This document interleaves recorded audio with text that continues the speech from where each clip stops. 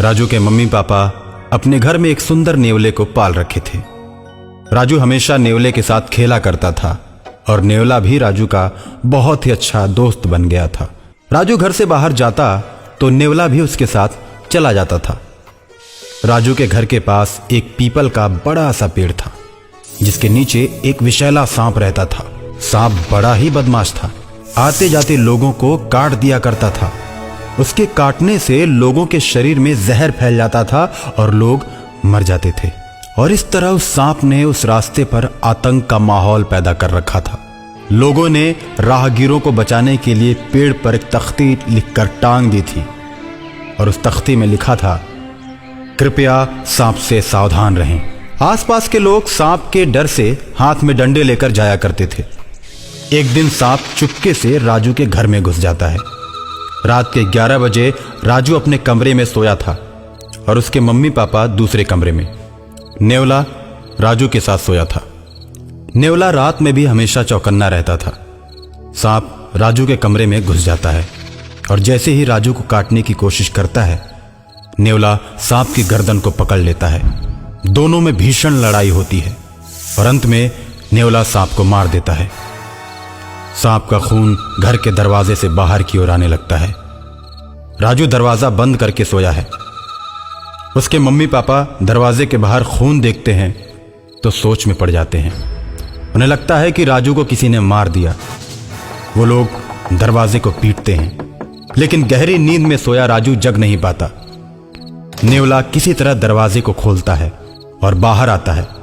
राजू के mummy papa मन में ये सोचते हैं कि नेवले ने ही मेरे बच्चे को मार दिया। इस तरह का विचार आते ही वे दोनों नेवले को पीट पीट कर मार देते हैं। नेवला वहीं तड़प कर दम तोड़ देता है।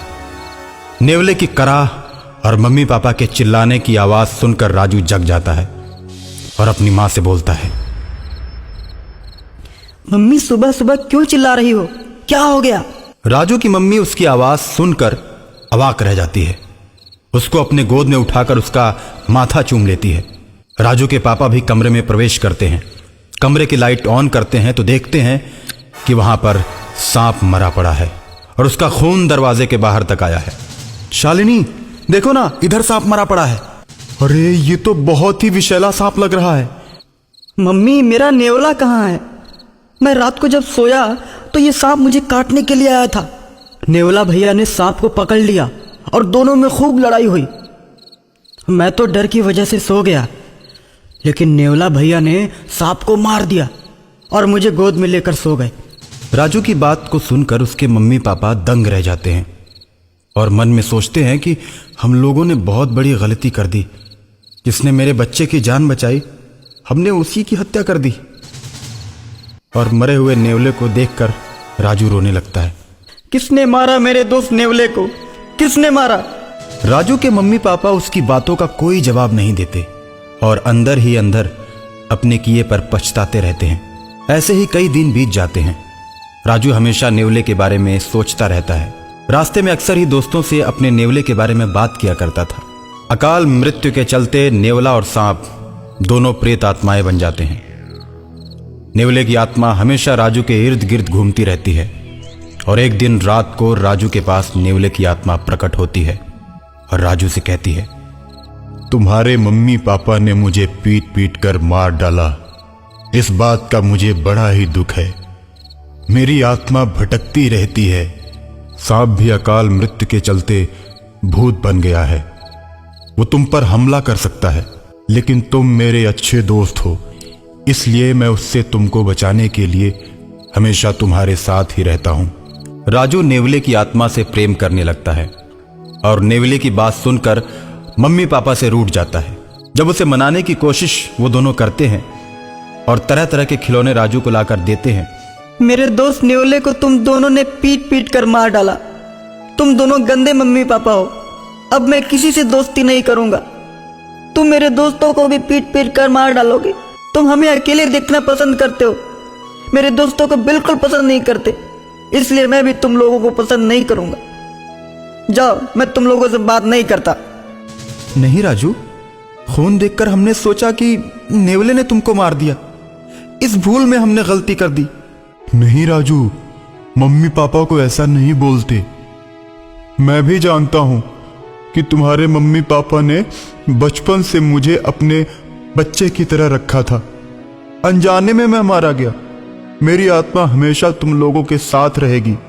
जब भी तुम्हारे ऊपर संकट आएगा, मैं तुम लोगों की मदद करता रहूंगा। और अचानक एक दिन सांप का भूत राजू को मारने के लिए आता है। राजू को अपनी पूंछ में लपेटकर हवा में उड़ जाता है। राजू मदद के लिए अपने दोस्त नेवले को याद करता है। सांप जैसे ही राजू को ऊपर ले जाकर पटकना चाहता है, नेवला वहां पहुंच जाता है और राजू को सांप के चंगुल से छुड़ा लेता है। सांप नेवले पर टूट पड़ता है। सांप नेवले को पकड़कर उसे पेड़ के पास ले जाता है जहां वो रहता था। अब तो मेरा जहर और भी तेज हो गया है। देखता हो मेरे जहर से तुम लोगों को कैसे बचाते हो। इतना कहकर सांप गायब हो जाता है और बहुत से लोगों को काटकर उन्हें मौत के घाट उतार देता है।